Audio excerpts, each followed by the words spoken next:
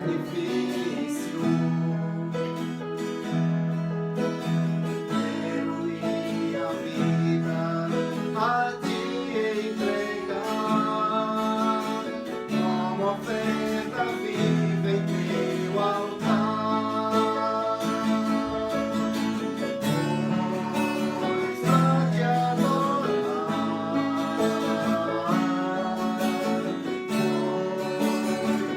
eu assim cumpro em mim o teu querer.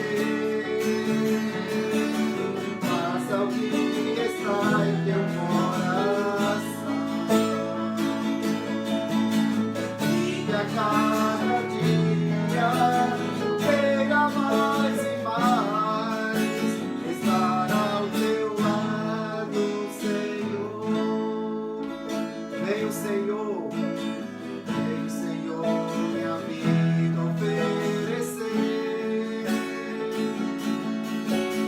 como oferta de amor e sacrifício.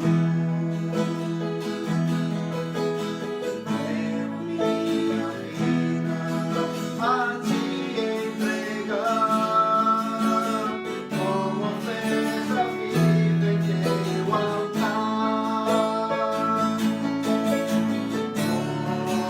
Pois pra te adorar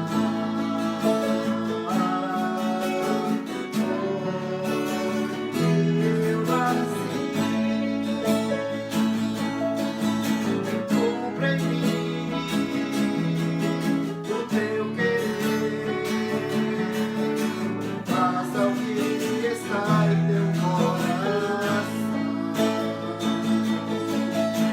e que a cada dia queira mais e mais estar ao teu lado, Senhor.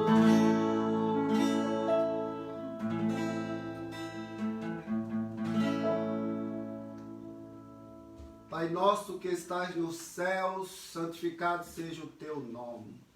Muito obrigado pela rica oportunidade de estarmos vivos, de estarmos na tua santa presença para adorar o teu santo nome. Estamos neste momento, Senhor, oferecendo este culto racional a ti, pois só tu és digno de honra e de glória.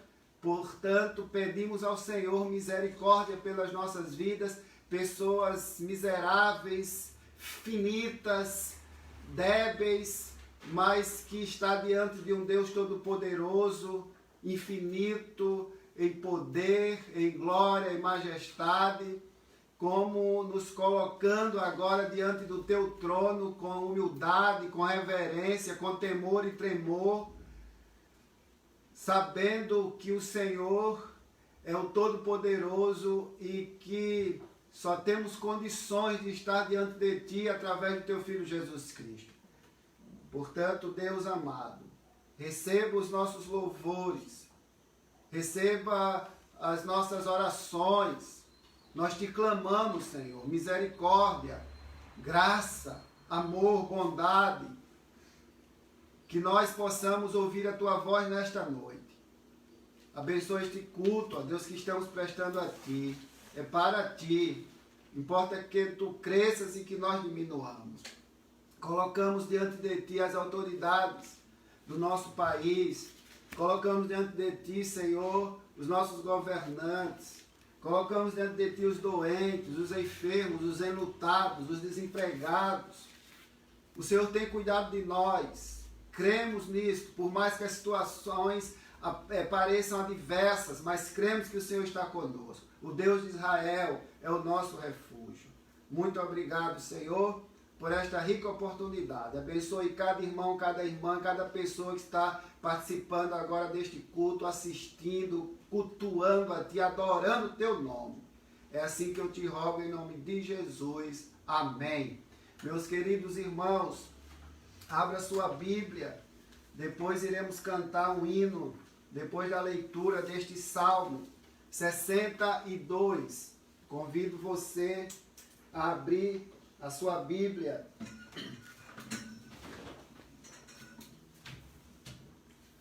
neste Salmo 62. Exortação à confiança. Depois da leitura deste Salmo, quero que você preste bem atenção na letra, na leitura deste Salmo, no que nós estaremos lendo agora. E depois cantaremos um hino 145 do nosso inário, do nosso novo cântico, que tem como título Refúgio Verdadeiro. Exortemos assim, o nosso Deus está nos exortando a confiar nele. Ele é o nosso refúgio e é o nosso refúgio verdadeiro. Leiamos: somente em Deus, ó minha alma, espera silenciosa. Dele vem a minha salvação. Só Ele é a minha rocha e a minha salvação e o meu alto refúgio. Não serei muito abalado. Até quando acometereis vós a um homem, todos vós, para o derribardes, como se fosse uma parede pendida ou um muro prestes a cair? Só pensam em derribá-lo da sua dignidade, na mentira se comprazem, de boca bendizem, porém no interior maldizem. Somente em Deus, ó minha alma, espera silenciosa, porque dele vem a minha esperança. Só Ele é a minha rocha e a minha salvação, e o meu alto refúgio, não serei jamais abalado. De Deus dependem a minha salvação e a minha glória. Estão em Deus a minha forte rocha e o meu refúgio. Confiai nele, ó povo, em todo o tempo, derramai perante ele o vosso coração. Deus é o nosso refúgio. Somente vaidade são os homens plebeus, falsidade os de fina estirpe, pesados em balança, eles juntos são mais leves que a vaidade.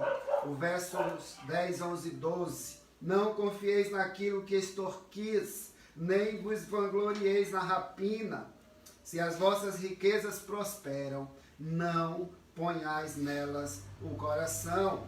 Uma vez falou Deus, duas vezes ouvi isto, que o poder pertence a Deus, e a ti, Senhor, pertence a graça, pois a cada um retribuís segundo as suas obras.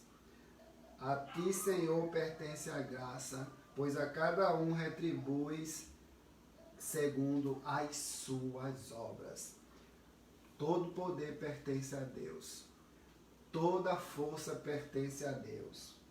Nós devemos confiar em Deus, contrastando com a confiança que temos nos outros, que temos nas circunstâncias.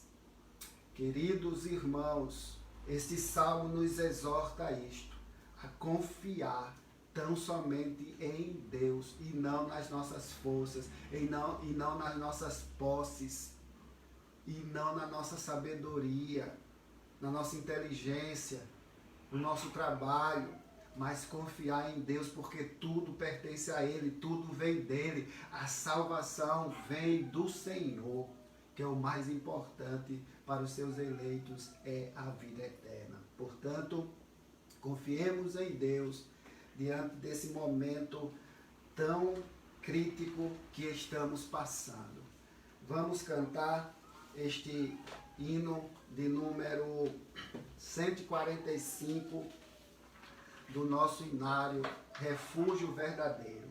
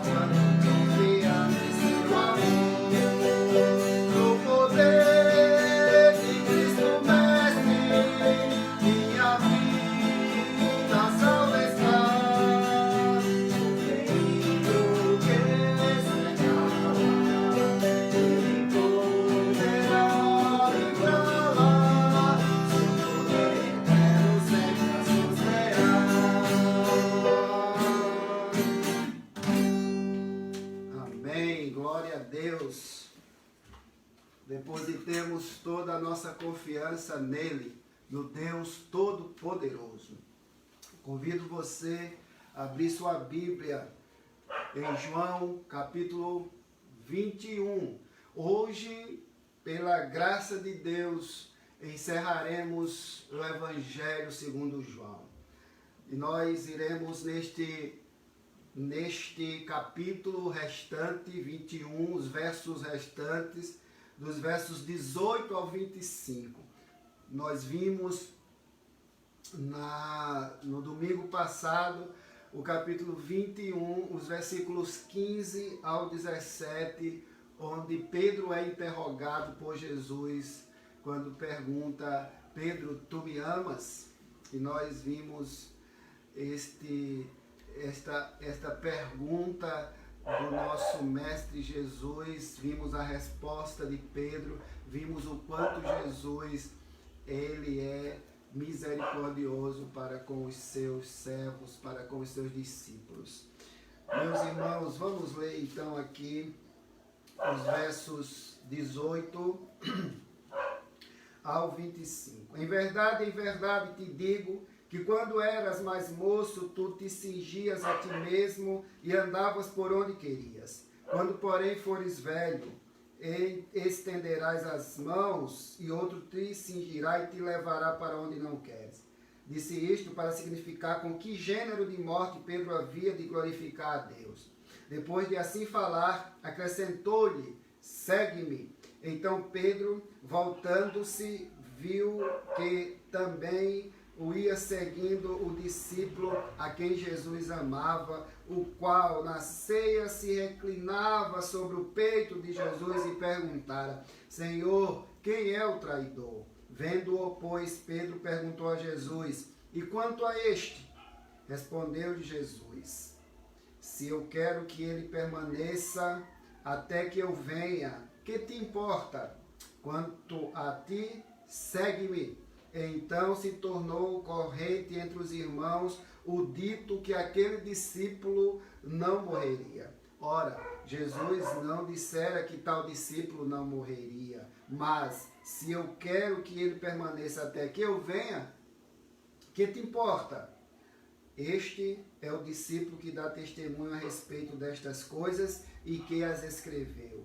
E sabemos que o seu testemunho é verdadeiro. Verso 25, há porém ainda muitas outras coisas que Jesus fez. Se todas elas fossem relatadas uma por uma, creio eu que nem o mundo inteiro caberiam os livros que seriam escritos. Pai amado, abençoe nesse momento a exposição da Tua palavra lida, para que nós venhamos a entender, iluminados pelo Teu Espírito Santo. É assim que eu te rogo, em nome de Cristo Jesus. Amém. Eu gostaria, meus queridos irmãos, de, nesta noite, tratar sobre estes versículos, mostrando aqui a grandeza ou as grandes obras de Cristo. O nosso Jesus, Salvador e Senhor, Ele é grandioso, Ele é maravilhoso. E estes versículos aqui constituem tão somente a conclusão deste Evangelho de João. E, queridos irmãos, este Evangelho de João, onde podemos partilhar com os amados durante algum tempo, ele é precioso para nós, porque ele mostra aqui as grandezas do nosso Senhor e Salvador Jesus Cristo. Trazem aqui muitas lições preciosas neste livro maravilhoso chamado Bíblia. E nós precisamos ter compaixão daquela pessoa que não lê essa passagem de forma sóbria, de forma racional. Portanto, meus amados, ler estas passagens aqui, estes versículos aqui, assemelha-se a ouvir as palavras finais de um amigo que provavelmente não ouviremos outra vez. E eu chamo a sua atenção para, em primeiro lugar, destacar aqui, nestes versos, a futura história dos crentes, tanto na vida quanto na morte. A história dos crentes é conhecida de antemão por Cristo. Então esta é a primeira lição, a sua história, ela é conhecida por Cristo. Ele já sabe a minha e a sua história. Veja que o Senhor Jesus disse a Simão Pedro: em verdade te digo, que quando eras mais moço, tu te cingias a ti mesmo, e andavas por onde querias. Quando, porém, fores velho, estenderás as mãos, e outro te cingirá e te levará para onde não queres. Essas palavras aqui que foram ditas por Jesus Cristo no verso 18, deixe sua Bíblia aberta, elas são de fato verdades que não existe controvérsia aqui. Foram justamente predição referente à maneira como o apóstolo Pedro morreria. Não há nenhuma controvérsia aqui nesta declaração. Veja que comumente supõe-se que estas palavras aqui se referiam a cumprimento de anos posteriores, quando Pedro, como mártir, foi crucificado por amor a Cristo.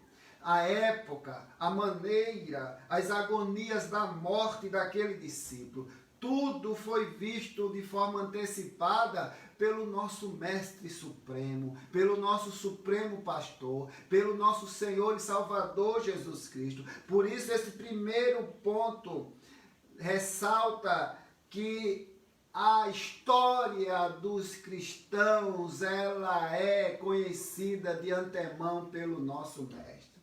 Esta é a primeira lição que nós extraímos. A sua história, Jesus conhece, Jesus sabe como vai acabar.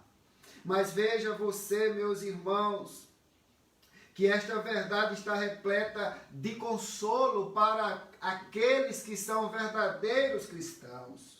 Porque, veja que, pense comigo, saber com antecedências coisas que acontecerão, em muitos casos, pode ser um triste legado. Não é muito bom, em muitos casos, saber coisas que nos acontecerão. Mas você deve concordar comigo que está ciente de fatos que nos acontecerão e ser incapazes, e nós sermos incapazes de evitar certos casos, apenas nos tornaria o quê? Pessoas infelizes, porque saberíamos que íamos passar por algo e não teríamos condições de evitar este algo. E aí nos tornaríamos pessoas infelizes.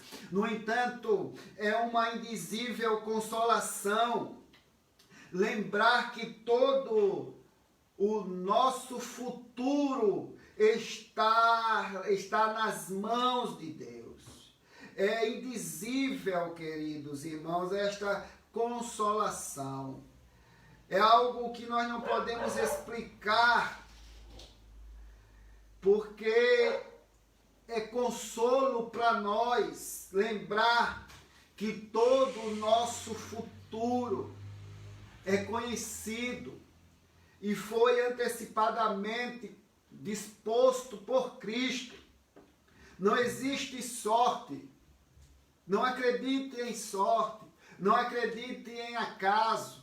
Não acredite em acidente. Porque a jornada do cristão nesta vida não é por acaso, não é um acidente, não é sorte. desde o início até ao final. Tudo está previsto, tudo está disposto por aquele que é infinitamente sábio para cometer algum erro. Ele não comete nenhum erro. E ele é muitíssimo amável para nos causar qualquer mal. Vale a pena confiar em Cristo Jesus. Vale a pena confiar na Santíssima Trindade. Vale a pena colocarmos a nossa vida no altar do Deus Todo-Poderoso. Conforme nós cantamos no início, vem o Senhor minha vida oferecer como oferta de amor e sacrifício. A nossa vida pertence a Deus. Tudo pertence a Ele. E em suas mãos estamos a salvos. Estamos seguros. Guardemos esta verdade em nossos corações.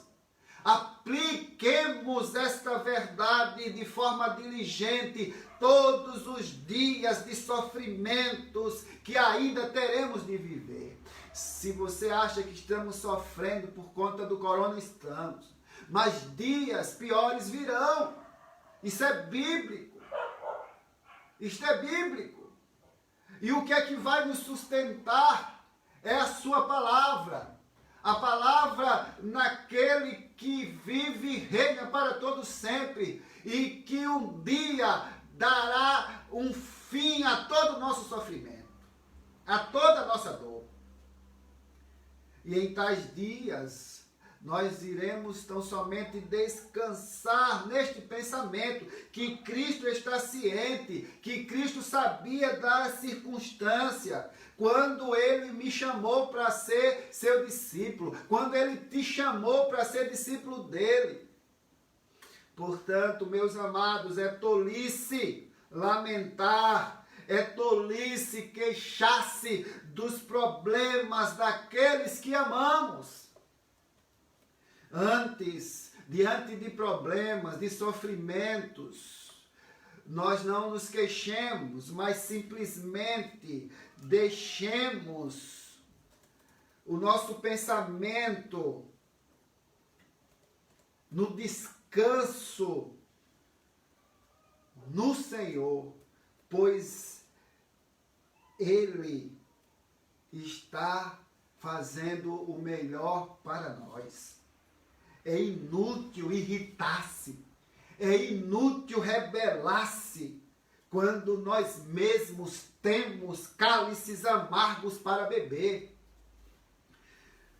Pelo contrário,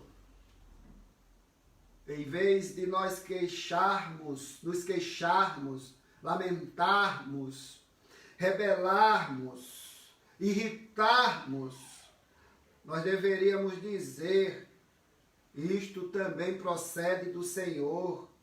Ele viu isto tudo com antecedência e poderia ter impedido se não contribuísse para o nosso benefício. Portanto, meus irmãos, tudo que nos acontece é para a glória de Deus. Tudo, seja bom, seja ruim, coopera para o bem daqueles que amam a Deus. O sofrimento que eu e que você, porventura, estejamos passando, é para a glória de Deus. É para que nós tenhamos mais fé no nosso Salvador, firmeza no Senhor. Ele conhece de antemão o futuro dos cristãos. Não só dos cristãos, mas de todos. E isso nos deve consolar. Consolar. Felizes são aqueles que demonstram a mesma atitude do crente que em certa ocasião disse: fiz uma aliança com meu Senhor. Jamais considerarei errada qualquer coisa que Ele faz por mim. Não pragueje, não lamente, não se queixe. Pelo contrário, diga que o Senhor só faz o bem para nós. Às vezes temos de andar por lugares difíceis, tortuosos, em nossa jornada para o céu.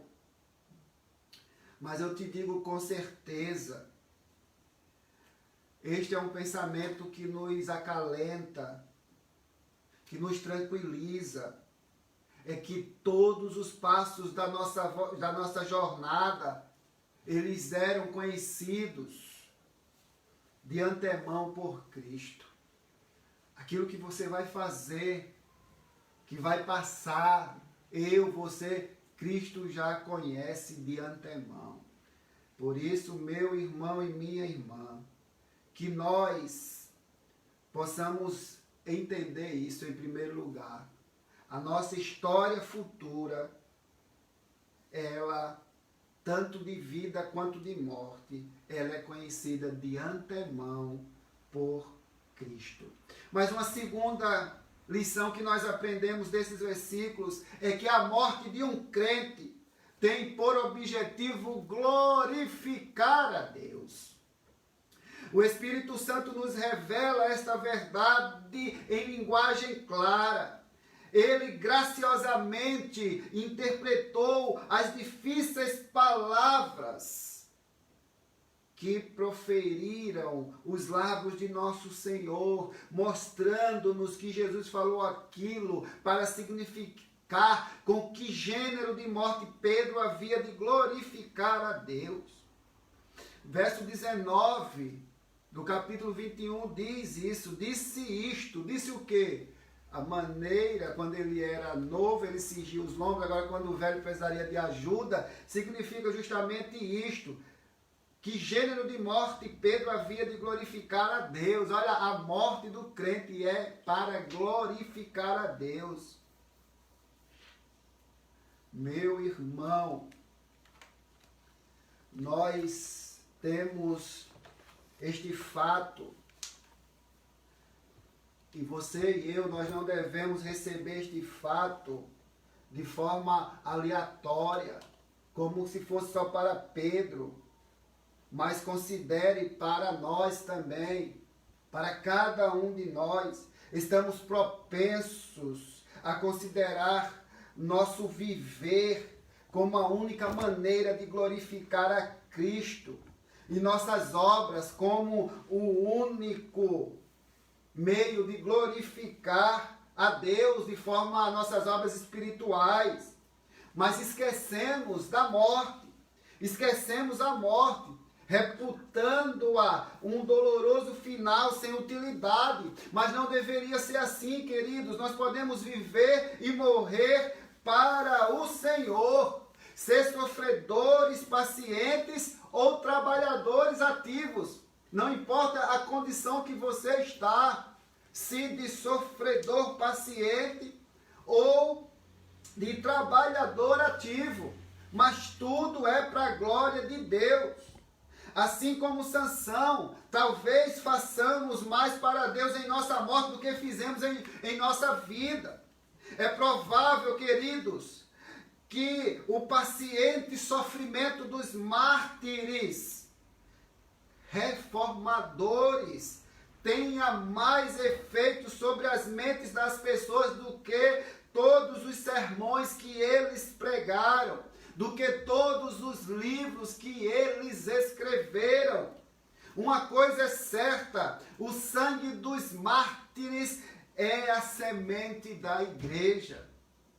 Mártires são aqueles que testemunharam de Cristo Jesus e morreram por causa dele, por causa do seu evangelho, porque creram em Cristo Jesus, deram sua vida por ele. Podemos glorificar a Deus em nossa morte, estando preparados para a sua chegada. O crente, queridos irmãos, deve estar sempre alerta, com os seus lombos cingidos, com a sua lâmpada acesa, com o seu coração preparado para partir. O homem para o qual a morte repentina, no consenso de todos os seus conhecidos significa glória imediata. E este é o homem cuja morte glorifica a Deus. Você está preparado para a morte? Estamos preparados para a morte?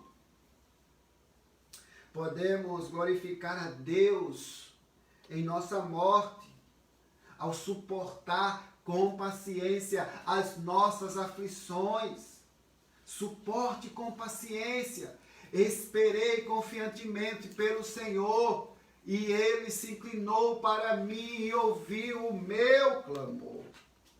Podemos glorificá-lo na morte, por testificarmos aos outros o conforto e amparo que encontramos na graça de Cristo. É uma atitude sublime, queridos, alguém afirmar ser capaz, assim como Davi: ainda que eu ande pelo vale da sombra da morte, não temerei mal nenhum. Salmo 23, verso 4. O crente que a semelhança do personagem Perseverança, do livro O Peregrino, de John Bunyan, ele é capaz de permanecer firme enquanto atravessa o rio e calmamente pode dizer aos seus companheiros, abro aspas, meu pé está pisando em terra firme, meus dias de labores acabaram, fecho aspas. Este é o homem cuja morte traz glória para Deus. Mortes desse tipo deixam marcas sobre os que continuam vivendo e demoram a ser esquecidas.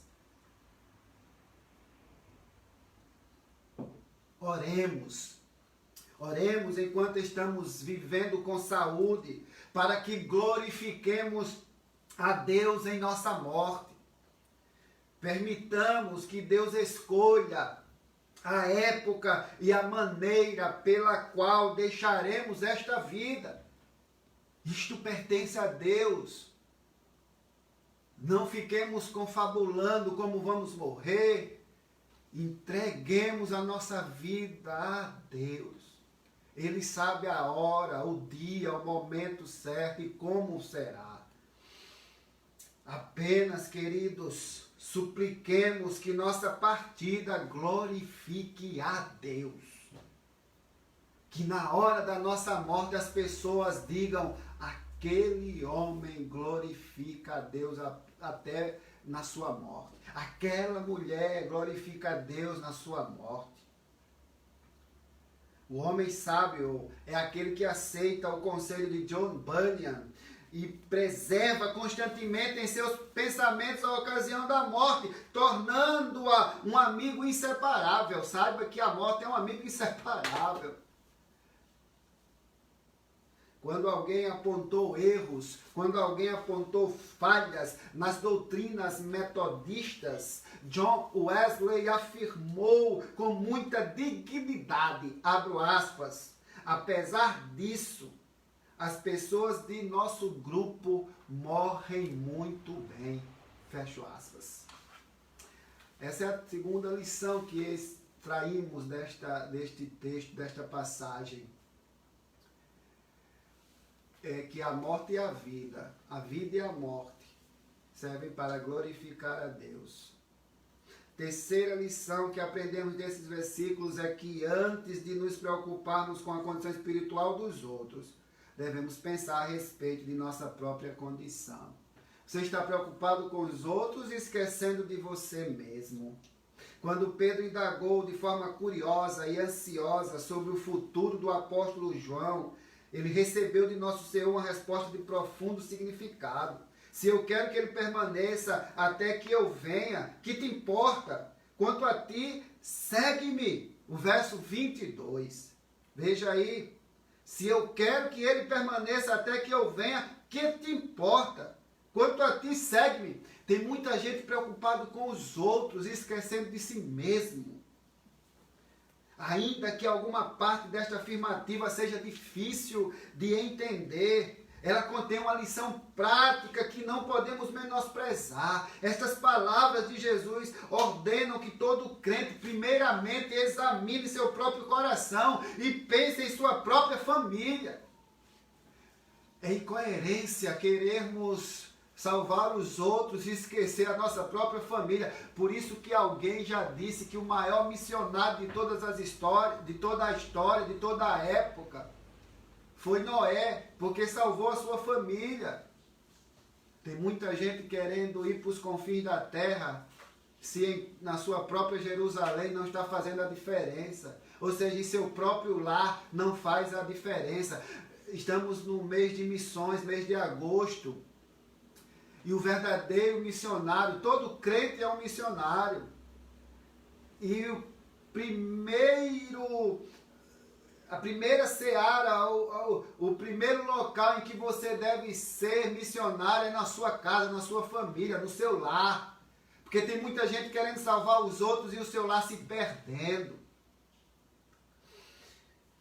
Ainda, queridos, estas palavras de Jesus ordenam isto, que todo crente deve primeiro examinar o seu próprio coração e pensar em sua própria família.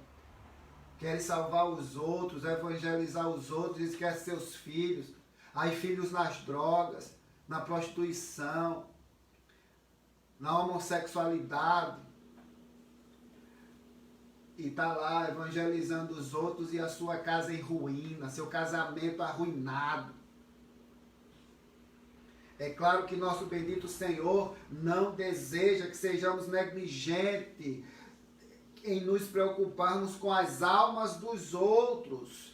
Ele não deseja isso. Nosso Senhor não deseja que nós demonstremos interesse na condição espiritual dos outros. Pelo contrário, ele quer que nós nos preocupemos sim. Tal atitude equivaleria a insensível egoísmo. E evidentemente comprovaria que não possuímos a graça divina se nós preocuparmos só com os nossos familiares, só com a nossa família, só com a nossa casa, só com o nosso lar. Veja que ele almejará aqui e se esforçará para amenizar as tristezas e aumentar a alegria de todos que estiverem ao seu alcance. O amor e verdadeira religião precisam ser demonstrados inicialmente aos nossos familiares. É isso que Jesus estava dizendo. Você tem que evangelizar os outros, tem que amar as outras almas, tem que ver aqueles que cercam você de felicidade, sim, em sua volta, mas começa em casa em primeiro lugar. Demonstre isso em primeiro lugar com os seus familiares. É aquela história do pastor que na sua casa era uma coisa, na igreja era outra, e a esposa disse: vou trazer a cama para a igreja, porque aqui ele é uma maravilha, em casa é uma desgraça. É horrível. Ou aquele filho que chega e diz para o seu pai: o senhor é bom para todos os outros, para todas as pessoas, mas em casa é um desastre. É inútil negar que esta advertência do nosso Senhor ao seu impetuoso discípulo Pedro é bastante necessária em nossos dias, serve para nós. A fraqueza do caráter humano é tão profunda que mesmo os verdadeiros crentes estão constantemente sujeitos a caírem em extremos. Alguns parecem estar tão completamente absorvidos em suas próprias experiências e nos conflitos de seus corações que esquecem o mundo ao seu redor. Outros se mostram tão ocupados em fazer o bem ao mundo que não se lembram de suas próprias almas.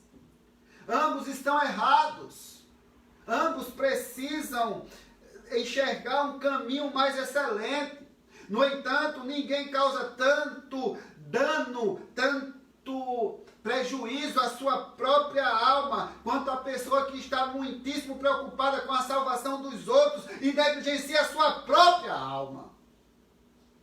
Que estas palavras de nosso Senhor nos guarde nos guarde de tal armadilha.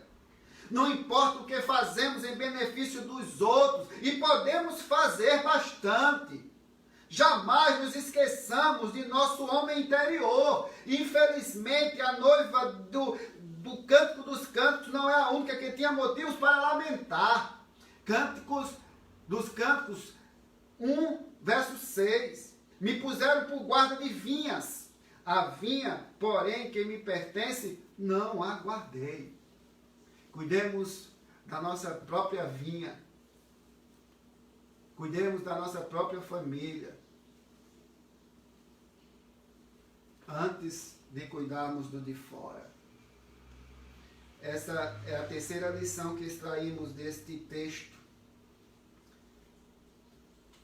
É pensar na nossa própria condição antes de pensar na condição dos outros.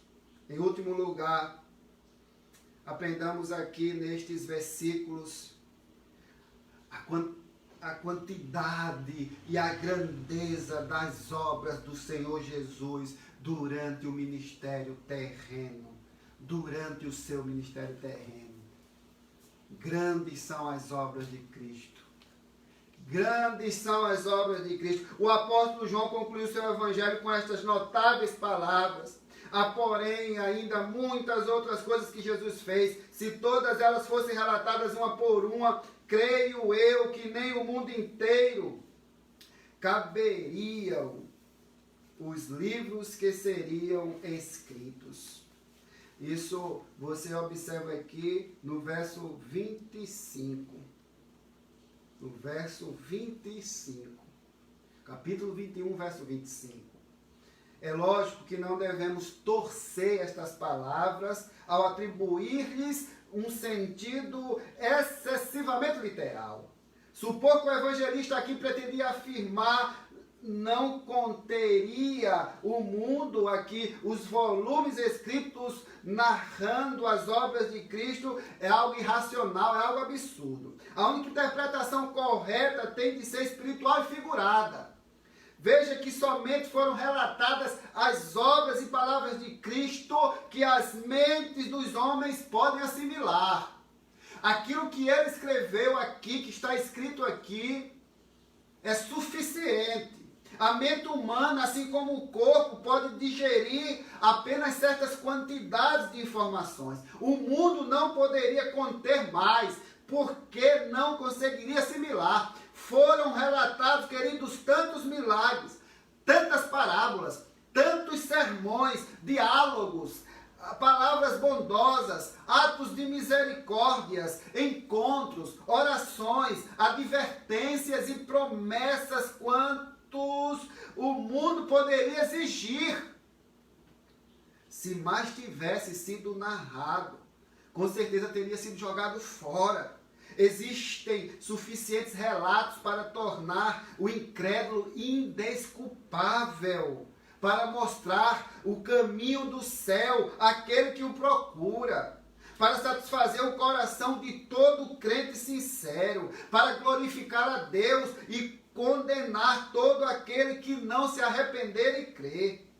Os maiores vasos podem conter apenas certa quantidade de líquido. Meu irmão e minha irmã, a mente de todos os homens não apreciaria saber mais a respeito de Cristo se tivesse sido escrito. Temos aqui o bastante e ainda sobra. Esse testemunho é verdadeiro. Negue quem puder.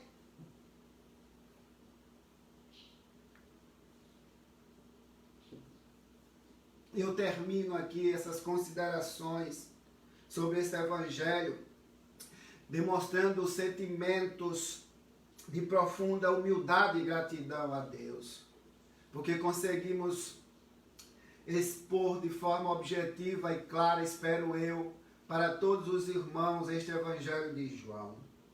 E com certeza nos tornamos humildes quando pensamos o quanto somos ignorantes e quão pouco compreendemos sobre os tesouros que este evangelho contém.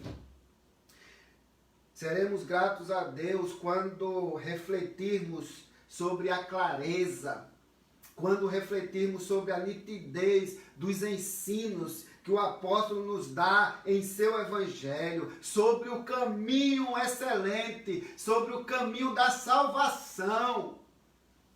A pessoa que lê esse evangelho de maneira proveitosa é aquela que, lendo-o, que crê que Jesus é o Cristo e, crendo, tem a vida em seu nome.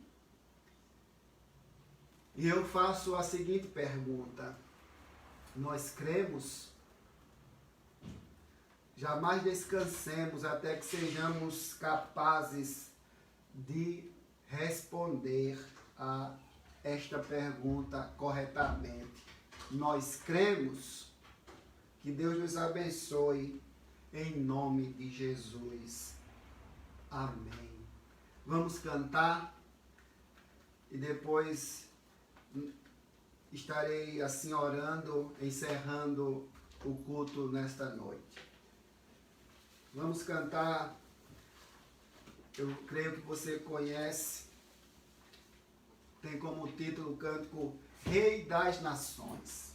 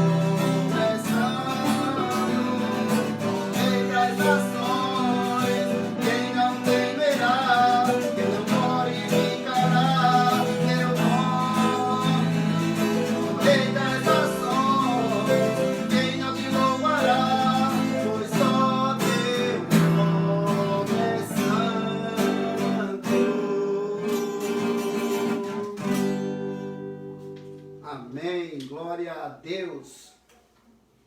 Vamos orar.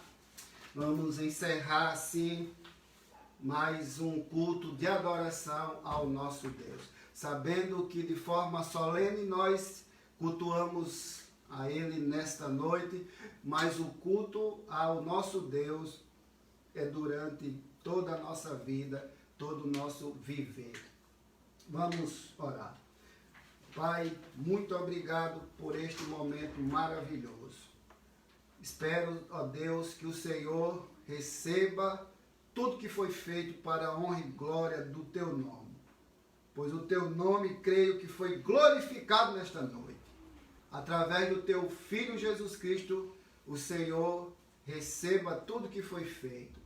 Porque fomos justificados por meio do teu Filho Jesus. Muito obrigado pela vida dos meus irmãos, das minhas irmãs, de todos que estão nos assistindo, estão nos vendo, os que irão assistir depois. Que o Senhor abençoe a vida de todos, ó Pai. Os enfermos, os aniversariantes. Somos gratos a Ti por tudo que o Senhor tem feito por nós.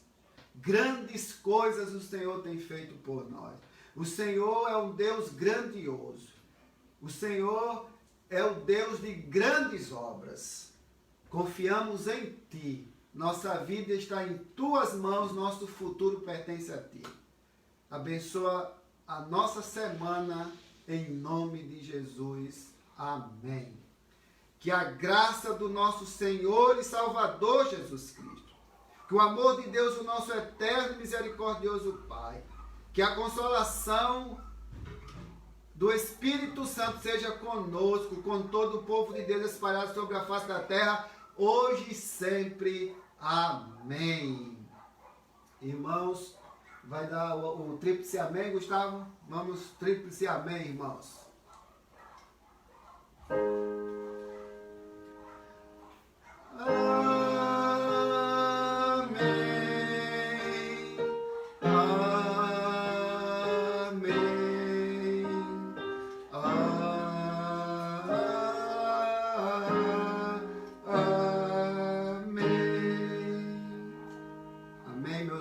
Irmãos, faltam 4 minutos para as 8.